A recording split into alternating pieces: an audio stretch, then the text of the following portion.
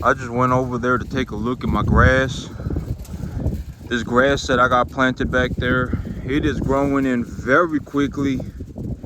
At this point in my life, I really took I sat there and I really took a good look at my business. And at this point in my life, the chances of me losing money are under 1%. I mean, if I'm going to spend time thinking about, oh man, what happens if I lose money, it is a complete waste of time. It is over 99% chance that I'm going to make money. When my grass is coming in this good and it's coming in this thick and it is coming in this fast, I mean, I have so much cattle feed growing on my property and it's so cheap that the chances of me losing money running cattle are sub 1%. It would have to be something horrible had that happens, like a tornado would have to hit my property, right? Knock on wood. Or there would have to be some kind of a major flash flood and it kills my cow, something like that. And it's sub 1. The chances of me losing money are very, very slim. The chances of me making money are good, but the chances of me making money, they only exist if I continue to perform at the level that I have performed. And so when I look at my field right now and I look at the growth stage of my grass and I look at so my field conditions, like nowadays I can get on Google. I am able to get on Google, look at a Google satellite, look at my GPS location, and the GPS location will tell me, oh, down to 6 inches, your soil is this type of soil. Down to 1 foot, your soil is this type of soil. Down to 2 feet, your soil is this type of soil. Down to 3 feet, your soil is this type of soil.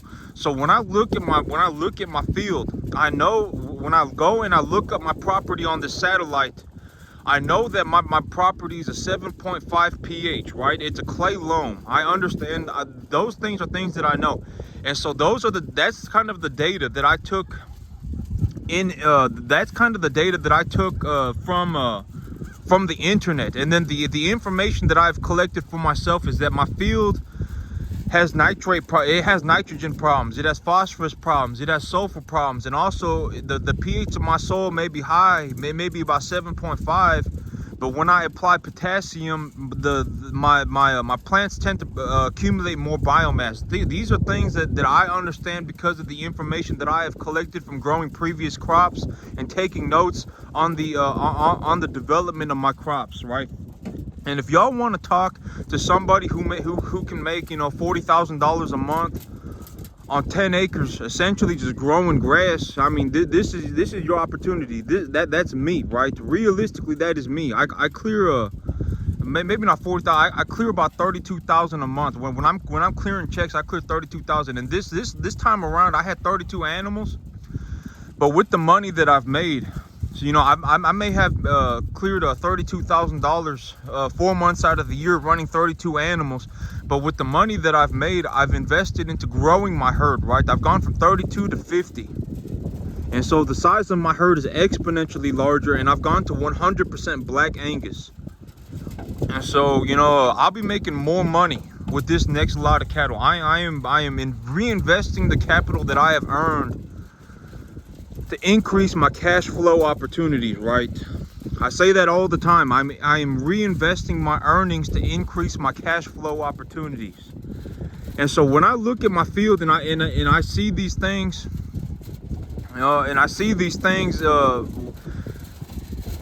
from the information that I've collected in the past, if I apply 50 pounds of nitrate to my field and I get somewhere around 3 to 4 inches of water, I will have enough moisture in the soil and nitrate fertilizer in the soil. I will have enough mineral concentration in the soil for my plants to grow for about 2 weeks.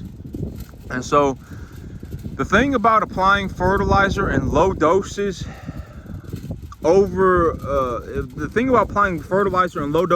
so the fertilizer that I put on this field, it doesn't just go into the field, right? It doesn't just go into it doesn't just like obliterate the environment, right? That's not how fertilizer works. Fertilizer, phosphorus and potassium, it actually, you know, it would be better if I dug up the soil and I put the phosphorus and the potassium in the ground, because phosphorus and potassium are positively charged. the molecule is positively charged. The phosphorus and the potassium fertilizer molecule is positively charged. And soil naturally has a negative charge, and clay soil naturally has more negative charges on it than sandy soil. And so if I put phosphorus and potassium fertilizer into the soil, it'll bind to the soil, and it'll bind to the soil more intensely if it'll just bind to the soil more if it's clay soil versus if it's sand soil. And so, phosphorus and potassium, you do have to worry about the molecules physically being drifted away by water into like ponds and lakes and stuff like that, but you don't have to worry about it going straight through the ground and going into like the water or anything like that. It doesn't leach. It hardly ever leaches. It would take more than a lifetime for that soil, for that fertilizer to leach, several feet into the ground. But nitrates do leach. But the thing about nitrates is that so when I apply fertilizer to a field, so fertilizer for a plant is like food to a human being, all right? Like if you want to talk to somebody who's been growing plants for 15 years, right? Like, that's me, right? I'm not pretending. I'm not some poser, right? I'm not like standing here going, oh man, oh, look at me, I'm successful. I am successful. I make a lot of money, and I've been doing this for a very long time. This is my 15th year. And if you talk to me about growing grass, I'm going to say things differently than some poser, right? Somebody who doesn't know what they're doing. It's going to be different. All right, it's going to be very different. If you talk to somebody who makes $40,000 a month, they will talk differently than somebody who makes $4,000. And so, when I look at a plant, right, fertilizer for a plant is like food for a human being. So the fertilizer, when I put it on this field, either the plant root has to grow and physically come in contact with the fertilizer, so I have to put the fertilizer into the ground where the roots can physically touch the fertilizer molecule, or water will dissolve the fertilizer and it will push it into the ground essentially as a solute. So it will dissolve the fertilizer. The negative charge in the soil will repel the fertilizer, so the fertilizer cannot stick to the soil because it's a negative on negative charge, and the fertilizer will dissolve into the water, and as that water pushes through the ground, it will push the fertilizer into the ground where it eventually comes in contact with the plant root material, or it goes straight through the ground where it eventually gets eaten up by bacteria, stuff like that, insects. Or if there is too much fertilizer, it will continue to go into the ground, and usually it'll just keep going. Sometimes it'll end up in groundwater and stuff like that, which is not good. That's also one of the big reasons why it is so important to understand how fertilizer works, is because you don't want to be polluting the environment, right? But let's say I put a very low, like if I put 50 pounds of nitrogen, if I put 50 pounds of phosphorus, if I put 50 pounds of potassium, if I put 20 pounds of sulfur on my field, 25 pounds or 15 pounds of sulfur on my field, that's hardly nothing. In terms of the grand scale of things, that's practically nothing. So when I grew the sorghum Sudan grass out front, I put 120 pounds of nitrogen on that grass, and I put 50 pounds of phosphorus, 50 pounds of sulfur, and 50 pounds of potassium and 20 pounds of sulfur on that grass up front. And even that is almost nothing, depending on how much water there is in the environment, depending on how I apply the fertilizer to the soil. All of these things, that they matter, right? All of these things, they matter. Because if there is too much water in the soil, if there's a lot of water, okay, so if I have 1 cubic foot of soil, right? If I have water weighs a lot. If I have 1 cubic foot of soil and it is bone dry, it will weigh a lot less than if I have a cubic foot of soil and it is 100% saturated with water. That 100% saturated soil will weigh substantially more. So if I put half a pound of fertilizer into that cubic foot of soil, if it is bone dry, that fertilizer will be more in terms of a percentage of the weight of the soil than if the soil was 100% wet. So if the soil was 100% wet, the fertilizer would be a less of a percentage in terms of the overall weight of that cubic foot of soil. But if it was bone dry, that 1 pound of fertilizer would be more in terms of the overall weight percentage of that cubic foot of soil. And so essentially, long story short, if there was more water in the environment, if there was more water, the fertilizer concentration is lower. And so the more water there is in the environment, the faster there are a lot of things to consider, like the nitrates will probably leach through the soil faster. There's a lot of things to consider, right? If it's too wet, the plants won't grow. If it's too wet, it'll even start washing seeds away and all sorts of stuff. There's a lot of things to consider. It's not something that I can just describe in full. This is stuff that's been accumulated into my brain over 15 years, right? It's not something that I can just tell y'all everything about in one sitting. I can't. If I made videos for the rest of my life, maybe I could tell you about the things that go on a daily basis in terms of when I go farming. Like when I start farming, if you talk to a farmer that makes $40,000 a month, they're gonna talk differently than a farmer that doesn't make anything, or a farmer that makes 1,000, or a farmer that makes 2,000, right? I mean, we're gonna talk differently, and it just, right? I mean, if everybody could make it, everybody would, right? But I mean, it takes so much effort and it takes so much time. It's just, it's just very, I mean, it took me 15 years, all right. But when I look at the field, the more biomass of plants, so the root of the plant, right? The root of the plant will acts like a filter. The root of the plant will physically absorb the mineral molecule. When it physically absorbs that mineral molecule, it legitimately consumes it like food. Like if people were going to consume food, right, it consumes the mineral molecule. And so it literally pulls the fertilizer out from the environment. So the fertilizer doesn't go anywhere, it goes into the plant.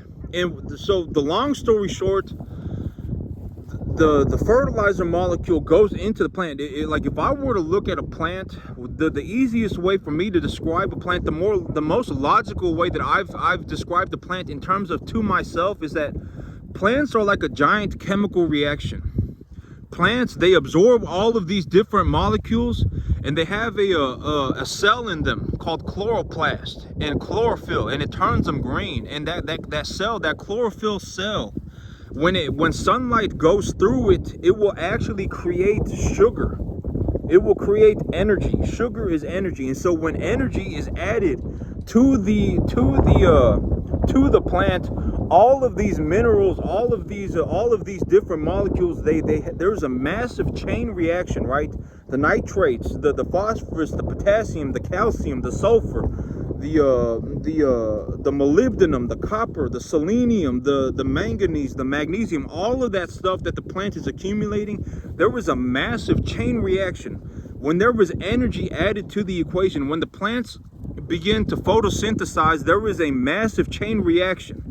And that chain reaction is what causes the plant material to grow. The plant material, it'll create sugar. It will pull carbon from the atmosphere in the gaseous form.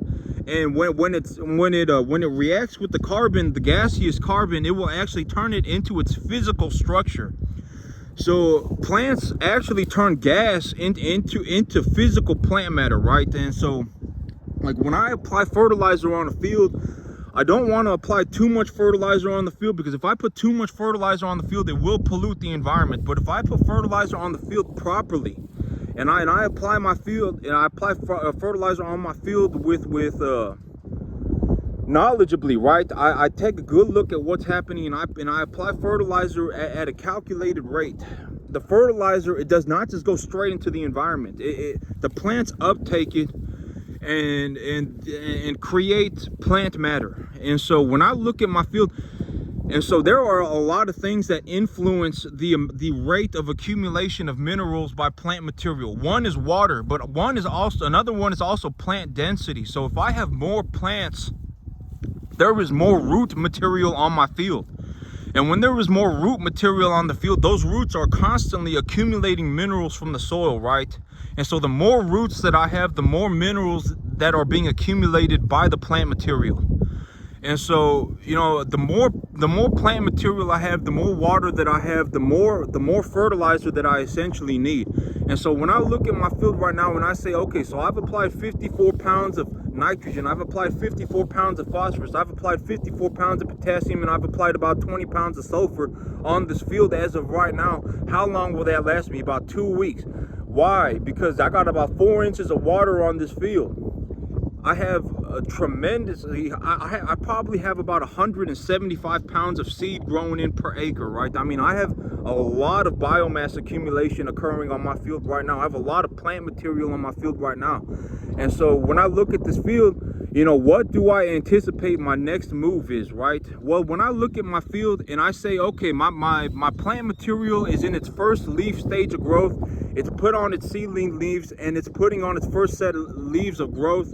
It's putting on its first set of leaves. What do I want to apply on this fertilizer when I know that what I started on was a soil that was 7.5 pH and it's clay loam, right? And I put this fertilizer on it as of right now. What do I want to apply on it? And when do I want to apply it? So I get rain next week, right? I get rain in 10 days. It's about a week away. I get rain in 10 days. The fertilizer that I want to apply on this grass as of right now, because depending on whether I am looking to grow the grass for grain, or whether I'm looking to grow the grass for hay, or whether I'm looking to grow the grass for forage, there are depending on what reason I am growing the grass for, what would I call it? The things that I would consider to be successful are different. So if I'm going to grow grass for cattle to forage, right, it would be different than if I was going to grow this grass to grow grain. If I was looking to grow a wheat grain crop, the things that I would be doing are different, right? If I were looking to grow this grass for hay, my boundaries for success would be different. Because if I grew this grass like I was going to grow it for hay and then I put cattle on it to graze it, there would be too much fertilizer on it and the cattle would have bloating issues and the cattle could potentially die. And so when I grow the grass for forage, I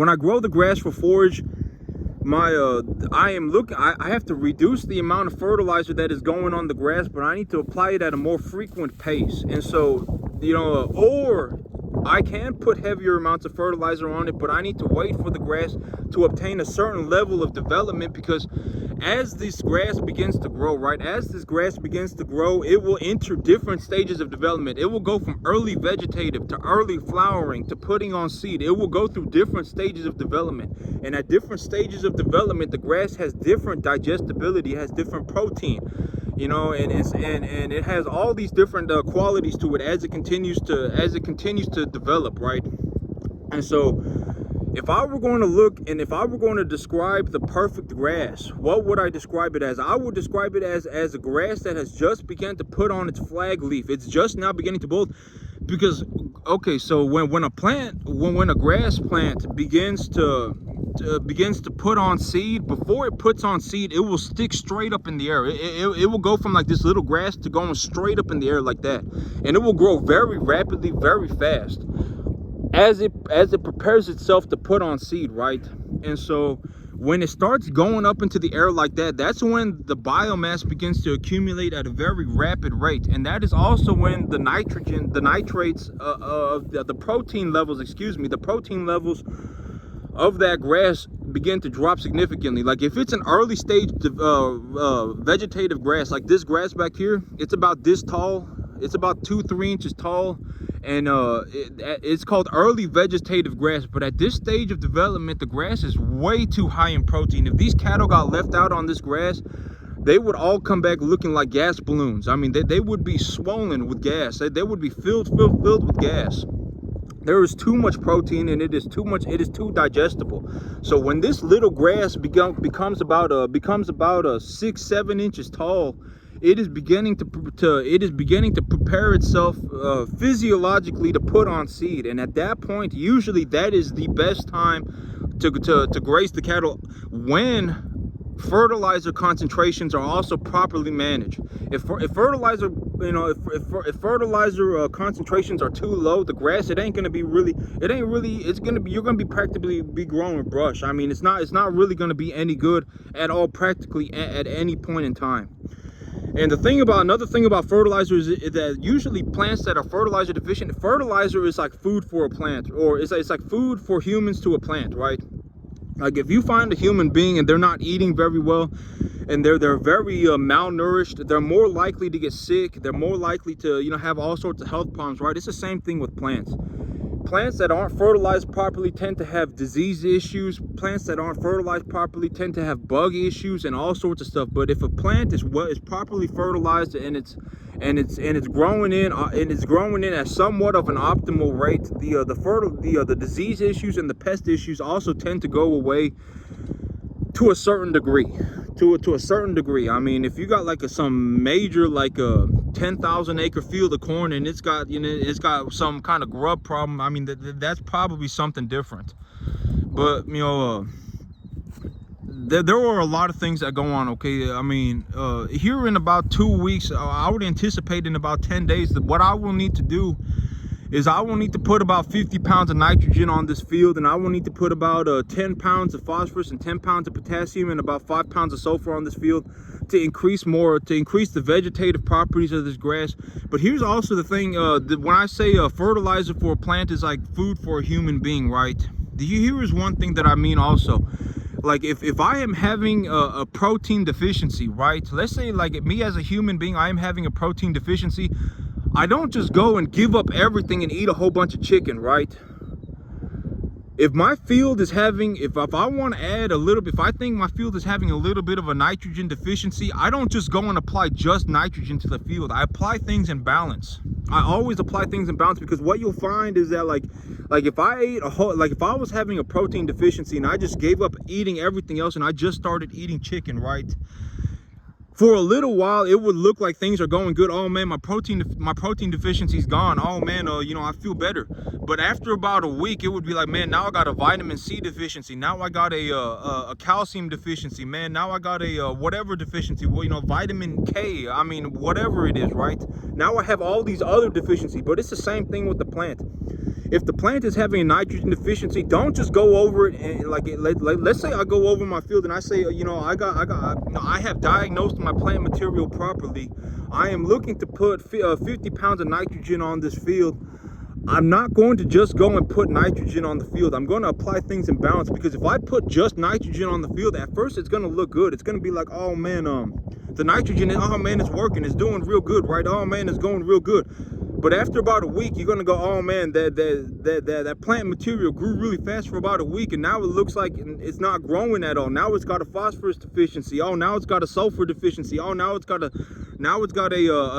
potassium deficiency. But that's the same thing that happens with the plants. When you go over a plant and you look at a plant, you need to be able to diagnose the plant in a way that creates balance for the plant, right?